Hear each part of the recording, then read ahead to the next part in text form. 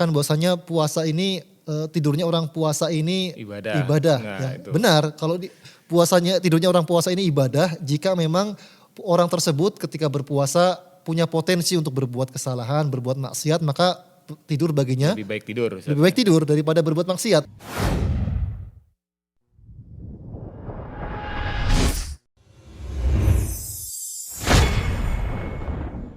Bismillahirrahmanirrahim. Assalamualaikum warahmatullahi wabarakatuh. Waalaikumsalam. Sobat Mutakin yang dirahmati Allah, jumpa lagi di pagi hari yang cerah ini bersama saya Ibnu Alif di channel kesayangan kita Syahadah Mutakin. Pada kali ini saya telah bersama guru kita, Ustadz Asmi Sidik, yang pagi ini kita akan berbincang-bincang sedikit mengenai tentang permasalahan saum Ramadan. Assalamualaikum Ustadz. Waalaikumsalam warahmatullahi wabarakatuh. Sehat Mas Alif? Alhamdulillah. Ya, gimana kabarnya Ustadz? Alhamdulillah sehat semuanya. Nggak terasa nih Ustadz, kita sebentar lagi akan memasuki bulan Ramadan nih Ustadz. Sahih, Nih. tinggal beberapa hari lagi ya. Ya, tinggal beberapa hari Kurang lagi. dari 1 bulan ini. Kurang dari 1 bulan, betul. Nah, terkait dengan puasa Ramadan ini kan merupakan ibadah yang dinanti-nanti oleh kaum muslimin tentunya itu kan ya Ustadz ya. Maka juga kita pun harus menyambutnya dengan penuh sukacita. Ya. Kalau kita mengaku sebagai diri kita ini orang-orang yang beriman, tentunya seperti itu. Tentunya dalam penyambutan itu kan ada yang harus kita persiapkan Ustadz. Persiapan apa yang baik untuk menyambut datangnya bulan Ramadan ini agar puasa kita ini bisa maksimal gitu Ustadz. Tafadhol Ustadz. Taib, mengenai bulan Ramadan ini ternyata yang menyambut bukan hanya kaum muslimin saja, yang bergembira dengan Ramadan ini ternyata bukan hanya kaum muslimin saja, bahkan mungkin semua orang, baik dia muslim atau non muslim, mereka menyambut bulan ini. Dan mereka sudah mempersiapkan diri, ya TV-TV sudah menyiapkan acara-acara untuk Ramadan, mal-mal sudah menyiapkan acara-acara untuk Ramadan. Maka kita sebagai seorang muslim juga jangan sampai kita tertinggal dengan mereka. Mereka yang non muslim saja sudah mempersiapkan agar mereka bisa maksimal dalam Ramadan, maka kita sebagai seorang muslim tentunya harus lebih maksimal dalam menyambut dan mempersiapkan diri agar bisa mendapatkan keuntungan yang sangat besar dalam bulan Ramadan ini. Maka di antara yang perlu kita siapkan adalah pertama tentunya ilmu. Karena dengan ilmu ini kita bisa mendapatkan kebaikan yang sangat banyak sekali. Kita bisa melaksanakan ibadah, kita bisa bekerja. Kalau didasari dengan ilmu, maka kebaikannya sangat banyak sekali. Makanya Nabi kita mengatakan bahwasanya man yuridillahu bi khairan yufaqihu fid din. Barang siapa yang Allah kehendaki baginya kebaikan, Allah akan pahamkan baginya ilmu agama. Yang artinya bahwasanya ketika Allah Ta'ala merencanakan untuk kita kebaikan-kebaikan, untuk seorang hamba kebaikan-kebaikan, maka Allah akan jadikan orang ini paham dengan agamanya. Karena dengan ilmu ini kita menjadi lebih paham, lebih baik, dan kita maksimal dalam amalan kita. Makanya Imam Ahmad mengatakan bahwasanya al-ilmu la ya'diluhu syai', bahwasanya ilmu ini tidak ada yang menandinginya sesuatu pun. Maka yang perlu kita pahami di sini, yang perlu kita siapkan sebelum menyambut Ramadan adalah dengan kita mengilmui apa yang harus kita kerjakan dalam bulan Ramadan agar kita lebih maksimal dalam mengerjakannya. Nah, menarik Ustadz. Berangkat dari ilmu, ini berarti kan kita harus paham. Jadi ilmu itu kan berarti terkait nanti gimana tata caranya, pelaksanaannya, dan apa saja yang bisa merusak saum Ramadan kita kan termasuk di situ Ustadz ya, namanya ilmu itu kan seperti itu gitu kan. Nah kalau kita bicara tentang ilmu berarti kita berangkat dari mulai persiapan dulu Ustadz. Ada nggak sih sebetulnya persiapan sebelum masuk seperti kita di bulan Sya'ban seperti ini, itu persiapannya itu apa sebetulnya nih? Kalau yang terbaik itu untuk menghadapi agar Ramadan kan benar-benar kita nanti bisa melaksanakan dengan khusyuk gitu Ustaz. Maka di antara rahmat Allah Ta'ala kepada kita, bahwasanya Allah Ta'ala setiap mewajibkan sesuatu, memerintahkan kepada kita dengan sesuatu, maka Allah Ta'ala jadikan ada muqaddimah-muqaddimahnya. Ketika Allah Ta'ala wajibkan kepada kita sholat zuhur, sholat asar, sholat maghrib, sholat isya, dan sholat subuh, maka sebelum agar kita lebih siap dengan sholat-sholat ini, maka Allah perintahkan kepada kita dengan sholat-sholat sunnah. Maka begitu juga ketika Allah perintahkan kepada kita dengan kewajiban puasa ini, Allah juga perintahkan kepada kita dengan puasa-puasa sunnah. Maka dalam syariat kita ada puasa Senin Kamis, ada puasa Ayamul Bid, ada puasa-puasa sunnah yang lainnya. Agar apa? Agar kita tuh lebih mudah dalam mengerjakan puasa. Maka begitu juga agar kita maksimal dalam puasa Ramadan ini, maka kita perlu melatih diri kita dengan puasa-puasa sunnah tadi. Maka orang yang tidak dilatih dirinya untuk melaksanakan puasa sebelum Ramadan, maka biasanya ketika menjalani Ramadan akan lebih berat. Kaget Ustaz. Kaget, ya. Maka seharian mungkin dia akan tiduran terus, akan rebahan terus, ya. Maka di sini harus kita di bulan sebelum Ramadan ini kita harus didahului dengan puasa-puasa sunnah. Masih ada beberapa hari lagi, ya. Kita masih bisa melatih diri kita dengan Yaumul Bid, dengan puasa Senin Kemis, atau dengan puasa-puasa sunnah lainnya dengan mutlak, maka ini adalah kesempatan yang baik. Maka sebagaimana seorang atlet, ya, seorang atlet ketika dia ingin masuk ke sebuah kejuaraan, maka dia akan mempersiapkan dirinya. Dia akan melatih dirinya. Maka begitu juga agar kita bisa maksimal dalam Ramadan ini, maka biasakan diri kita dengan ibadah-ibadah yang dianjurkan dalam bulan Ramadan.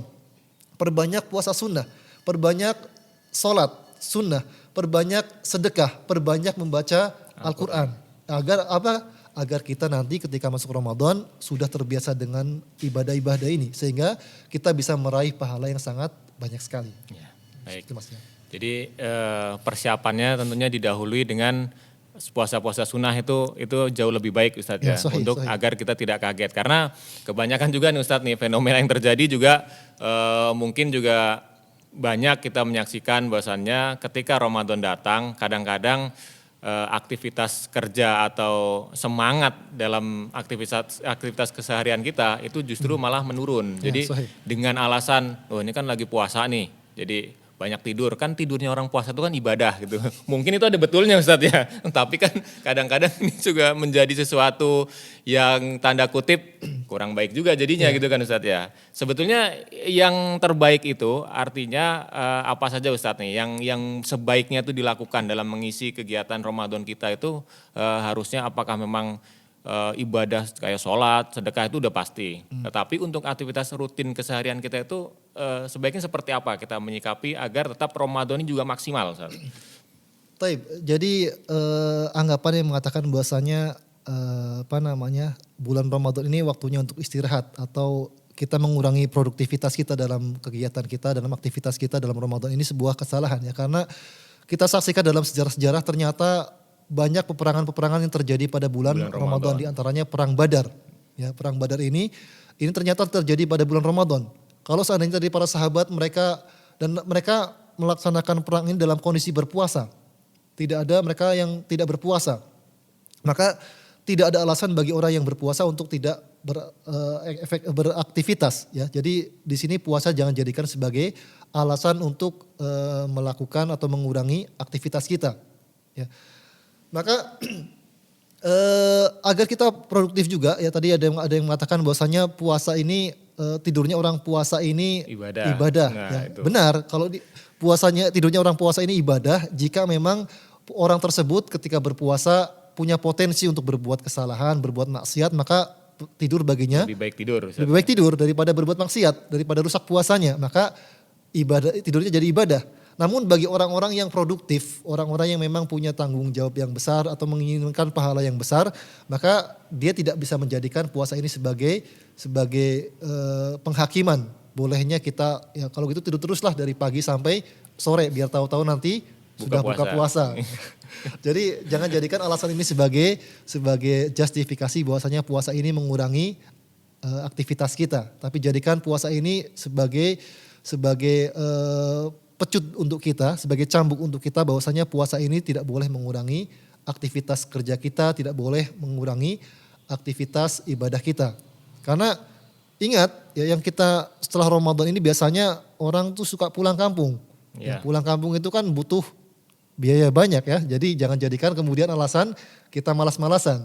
Ya, jadi apalagi dalam bulan Ramadan ini, setelah kita pulang kampung nanti banyak ketemu dengan saudara-saudara kita, ketemu dengan orang tua kita, tentunya kita ingin memberikan yang terbaik untuk mereka. Maka jangan jadikan puasa ini sebagai alasan untuk tidak produktif. Ya. Nah menarik nih sobat sekalian nih. Jadi tadi Ustadz katakan bahwasannya ketika zaman Rasulullah pun malah justru peperangan itu banyak terjadi di bulan Ramadan Ustadz itu ya. Masya Allah sekali. Makanya kadang-kadang kita juga harusnya malu dengan para sahabat terdahulu tentunya. Mereka berjuang, berperang. Sedangkan kita kadang-kadang yaitu tadi beralasan, wah lagi puasa nih, tidur aja dah kalau gitu. Nah itu kan juga menjadi sesuatu yang kurang baik Ustadz ya. Lalu menarik Ustadz, sebaiknya Ramadan itu diisi dengan kegiatan apa saja Ustadz? Ya mungkin yang kita tahu kan sedekah, membaca Al-Quran itu kan salah satu hal-hal yang diutamakan artinya di bulan Ramadan. Tapi ada nggak amalan-amalan lain mungkin yang kadang-kadang jarang kita pahami gitu Ustadz? Itu apa saja kira-kira Ustadz? Yang sering terlalaikan dari diri kita adalah bahwasanya ketika Ramadan ataupun yang lainnya kita kurang maksimal dalam berzikir. Padahal zikir ini sesuatu yang sangat agung sekali. Sesuatu yang sangat mungkin ringan bagi lisan namun pahalanya sangat besar sekali. Nabi kita mengatakan bahwasanya kalimatan khafifatan fil lisan, ada dua kalimat yang sangat ringan diucapkan oleh lisan, habibatan ila rahman. Namun dua kalimat ini sangat dicintai oleh Allah. Kemudian thaqilatan fil mizan, dan dua kalimat ini sangat berat sekali timbangannya dalam timbangan hari kiamat nanti. Yaitu ucapan subhanallah bihamdi, subhanallah walhamdulillah. Ya, jadi ucapan ini zikir ini sangat dianjurkan sekali. Bahkan zikir ini bukan hanya dikerjakan ketika kita mengkhususkan waktu, tapi bisa dikerjakan kapan saja. Jadi di antara ibadah-ibadah yang sangat dianjurkan sekali dalam Ramadan adalah pertama kita membaca Al-Quran, kemudian kedua bersedekah, ya, kemudian yang ketiga kita berzikir, kemudian juga kita melaksanakan sholat sunnah berbanyak. Bisa dilaksanakan sholat sunnah mutlak, sholat sunnah rawatibnya ditambahkan lagi, atau sholat duhanya yang biasanya 2 rakaat atau 4 rakaat tambahkan menjadi 12 rakaat. Jadi perbanyak amalan-amalan sunnah. Ini yang disunnahkan oleh Nabi SAW. Ya, baik. Berzikir ternyata sobat sekalian mungkin yang kadang-kadang suka teralaikan. Jadi sangat mudah diucapkan sebetulnya, tetapi kadang-kadang kita lupa karena saking asiknya kita bekerja, asiknya kita bermain atau belajar, sehingga kita lupa untuk berzikir. Padahal ringan sekali Ustadz ya. Nah, ringan sekali. Subhanallah wa bihamdihi itu Ustadz ya. Tapi itu berat di timbangan mizan Allah Subhanahu wa taala. Mungkin masih tambahan ya. Jadi bahwasanya sebagaimana kita ketahui bersama bahwasanya di bulan Ramadan Allah Ta'ala melipat gandakan pahala-pahala. Ya, jadi pahala yang sunnah seperti wajib pahalanya ketika di luar Ramadan. Adapun di bulan Ramadan maka amalan sunnah menjadi seperti pahalanya seperti amalan-amalan wajib di luar Ramadan. Kemudian amalan yang wajib di Allah Ta'ala lipat gandakan sampai tidak terhingga. Ya, maka di sini kita tentunya ketika melaksanakan yang wajib ini harus dengan maksimal, kemudian yang sunnah juga diperbanyak. Jadi ini dan para ulama mengatakan bahwasanya ya, zikir ini meskipun sangat ringan sekali dalam lisan kita, ya, namun ternyata punya pahala yang sangat banyak sekali. Ya, kita manusia kadang ketika menimbang satu pembayaran, ya, orang akan membayar kepada kita jika kita melakukan sebuah pekerjaan minimal 1 jam. Orang akan membayar kebaikan kita, akan membayar pekerjaan kita. Atau 1 hari, setengah hari, 1 hari, 1 pekan, 1 bulan baru orang akan membayar pekerjaan kita.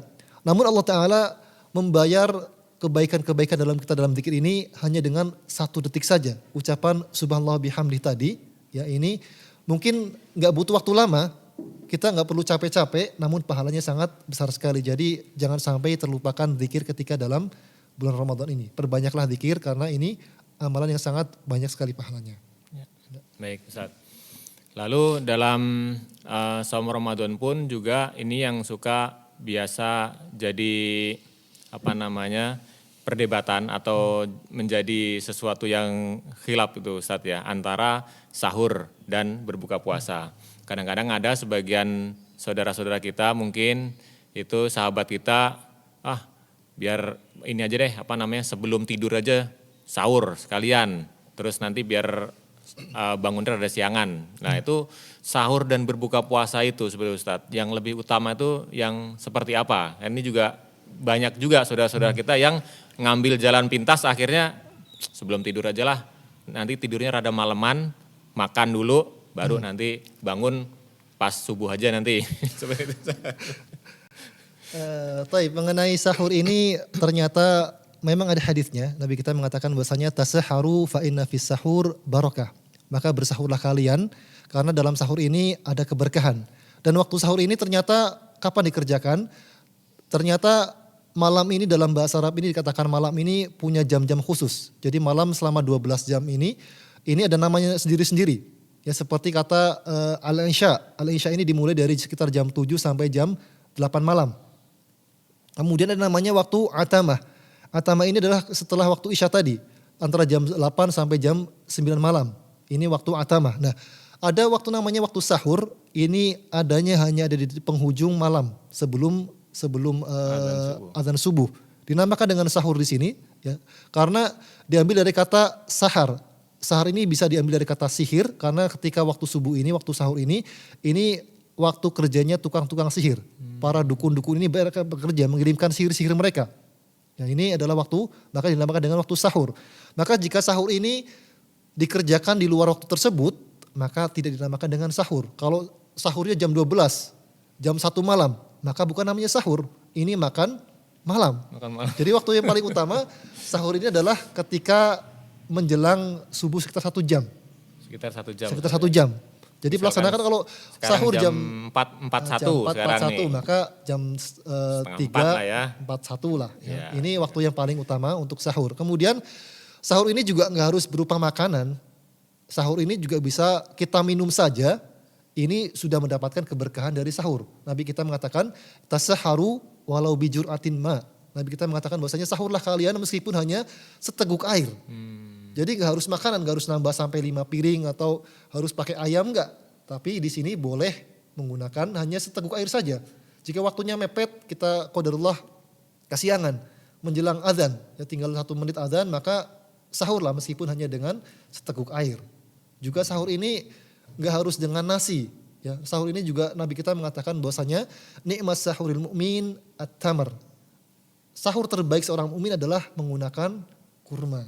Jadi yang paling afdol, paling baik ketika sahur adalah mencicipi atau makan 1 biji, 2 biji, 3 biji kurma. Ini yang paling bagus. Jadi bukan identik dengan makan gitu ya Ustadz ya, sahur itu ya? Harus dengan makan. Meskipun hanya dengan seteguk air ya.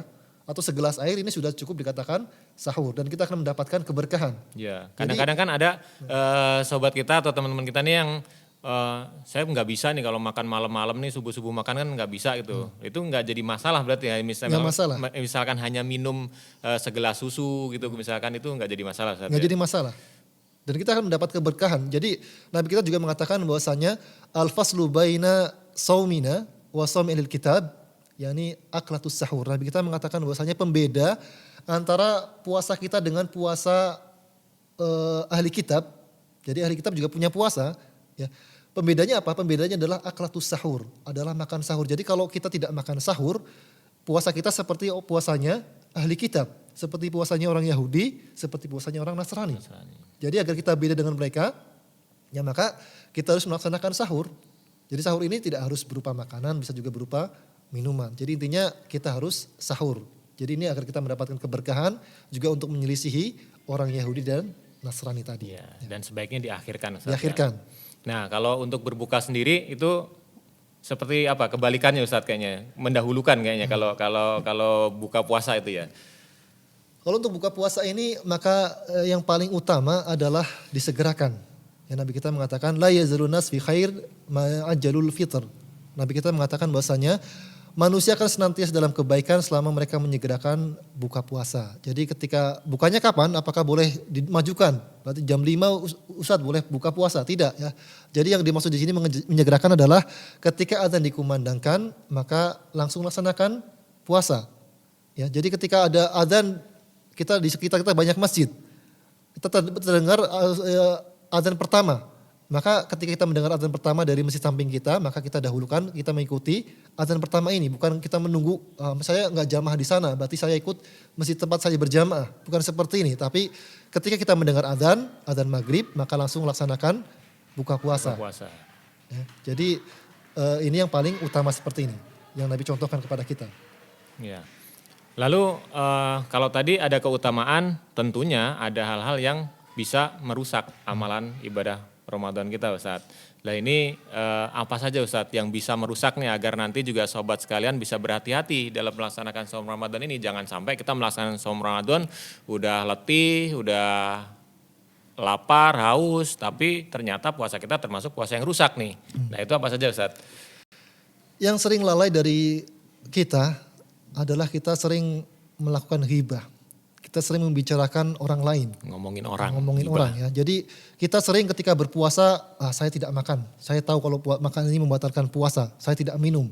Saya tidak berbuat kesyirikan. Saya tidak mendatangi dukun ketika berpuasa. Nah ini karena dia tahu ini perbuatan dosa, membatalkan puasa. Namun di antara hal-hal yang menjadikan puasa kita berkurang pahalanya ya adalah kita sering berdusta, kita sering ghibah. Ini yang menjadikan puasa kita rusak. Kita sering nggak sengaja, kita sering menganggap bahwasanya dosa-dosa besar ini kalau dikerjakan akan membatalkan puasa kita, membatalkan ibadah kita. Namun kita sering lupa juga bahwasanya di sana ada dosa-dosa yang menjadikan puasa kita menjadi atau ibadah kita menjadi berkurang pahalanya. Maka di antara hal yang perlu kita jaga agar puasa kita tetap baik adalah kita menjaga lisan kita. Kita gunakan lisan kita ini untuk berkata yang baik-baik saja. Makanya Nabi kita mengatakan man kana yu'minu billahi wal yawmil akhir falyaqul khairan aw liyasmut. Kalau tidak bisa berbicara baik, Nabi hanya memberikan dua pilihan saja. Bicaralah yang baik atau diam. Kalau nggak bisa ngomong baik ya diam saja. Maka kalau kita nggak bisa berzikir, nggak bisa ngomong baik, nggak berikan nasihat kepada orang lain, maka diam saja agar tidak terjatuh ke dalam keburukan. Karena semakin seorang ulama menggambarkan bahwasanya lisan kita ini seperti binatang buas. Kalau kita biarkan, maka dia akan menerkam kita, akan menjadikan kita dalam bahaya. Maka begitu juga orang yang banyak omongnya biasanya akan banyak kesalahannya. Maka jadikanlah puasa ini sebagai momen perubahan diri kita. Mulai kurangi perkataan-perkataan yang tidak baik, mulai kurangi menghibah orang lain, membicarakan orang lain, menggosipkan orang lain, keburukan-keburukan orang lain. Diam saja, karena ini akan merusak pahala kita, merusak pahala ibadah kita, puasa kita ya. Jadi yang perlu kita jaga adalah lisan kita. Ini yang paling perlu kita jaga dalam Ramadan kali ini. Berarti sinkron Ustadz ya, antara tadi keutamaannya salah satunya perbanyak dzikir. Sahih. Ya kan? Ya. Terus juga tadi juga dikatakan bahwasannya kadang-kadang ada yang mengatakan tidurnya orang berpuasa itu lebih baik, tapi walaupun itu juga jangan dijadikan sesuatu yang dibenarkan, artinya kan seperti itu. Tetapi daripada kita menggibah orang seperti itu, lebih baik kita berzikir atau ya tidur aja, mendingan seperti itu Ustadz ya maksudnya kan. Benar dalam satu sisi tapi salah juga dalam sisi yang lainnya. Jadi kalau kebanyakan tidur juga tidak baik berpuasa ya. Begitu ya. Baik Ustadz, ini sepertinya perbincangan kali ini insya Allah membawa manfaat yang luar biasa. Mudah-mudahan sahabat mutakin sekalian kita dapat melaksanakan Ramadan di tahun ini lebih baik daripada tahun kemarin. Dan tentunya kita melaksanakan Ramadan dengan penuh kehati-hatian, penuh ilmu. Yang mana yang harus kita perbanyak dan juga mana yang harus kita jauhi agar amalan Ramadan kita dapat maksimal di sisi Allah Subhanahu wa taala. Ada yang ingin ditambahkan? Mungkin sebagai penambahan ya, sebagai penutup biasanya Ramadan kan atau puasa kan ditutup dengan berbuka puasa. Maka di antara hal yang sering terlupakan ketika berbuka puasa adalah kita lupa berdoa. Kita terburu-buru dengan makan. Kita sampai lupa berharap kepada Allah Ta'ala agar puasa kita diterima oleh Allah Ta'ala. Padahal para ulama salaf dahulu mereka ketika berbuka, mereka tidak langsung memulai dengan makan.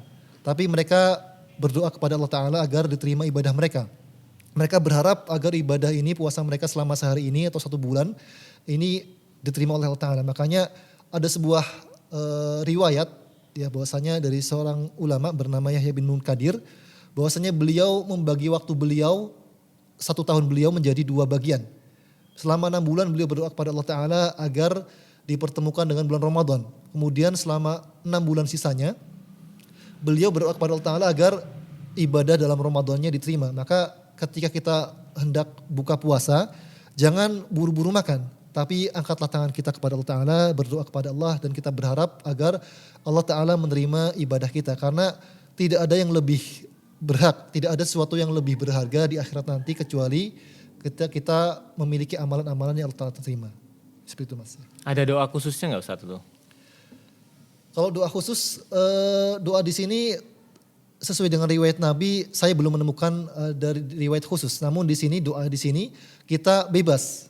Karena Nabi mengatakan bahwasanya lisoimi farhatan, bahwasanya bagi orang yang berpuasa ini ada dua kebahagiaan. Kebahagiaan pertama adalah ketika dia berbuka puasa dan kedua adalah ketika dia bertemu dengan Allah. Dan Nabi kita mengatakan bahwasanya doa-doanya orang berpuasa ini diijabahi sampai dia berbuka. Maka ketika kita berbuka ya, dan para ulama mengatakan bahwasanya waktu sebelum berbuka ini adalah waktu yang mustajab untuk dikabulkan doa kita. Maka perbanyak doa. Gak ada doa yang khusus dari Nabi SAW. Nabi membebaskannya karena masing-masing kita punya kebutuhan sendiri-sendiri. Masing-masing kita punya hajat sendiri, maka berdoalah sesuai dengan hajat kita. Yang sulit jodohnya maka minta sama Allah. Semoga nanti Syawal bisa dapat jodoh. Ya. Amin. Yang belum punya anak, minta sama Allah. Yang belum punya uang banyak, minta sama Allah. Yang belum punya rumah, minta sama Allah. Jadi intinya berdoalah kepada Allah sesuai dengan kebutuhan kita.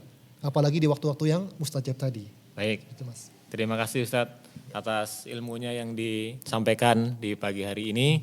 Mudah-mudahan bisa bermanfaat untuk Sobat Mutakin semuanya. Amin, amin. Dan sekali lagi, marilah kita sambut Ramadan dengan penuh sukacita dan berharap pada Allah Ta'ala mudah-mudahan Ramadan kali ini kita bisa berpuasa dengan lebih baik dari tahun kemarin dan diterima Allah Subhanahu Wa Ta'ala. Demikian, Assalamualaikum warahmatullahi wabarakatuh. Waalaikumsalam. Jazakallahu khair Ustadz.